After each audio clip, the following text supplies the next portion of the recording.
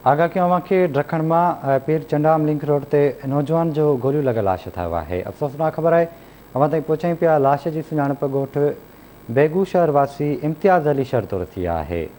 अहम ख़बर अव्हां ताईं पहुचायूं पिया ड्रखण मां पीर चंडाम लिंक रोड ते नौजवान जो गोलियूं लॻल लाश थियो आहे, जॾहिं त लाश जी सुञाणप ॻोठु बेगू शहर वासी इम्तियाज़ अली शहर तौरु थी आहे। अपडेट्स वठंदासीं ड्रखण मां शकील धारेजो खां। शकील आगाह कजो, छा तफ़सील आहिनि?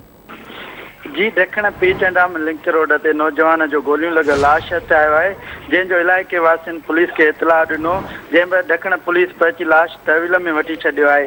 उन मौक़े ते राब्तो करण ते पुलिस ॿुधायो आहे त लाश जी सुञाणप नौजवान जे चाचे ऐं संदसि जे भाउ नवीद शर इम्तियाज़ शर पुटु रज़ा मोहम्मद शर तौरु कई आहे। लाश पोस्टमार्टम लाइ मदे जी अस्पताल नियो वियो आहे।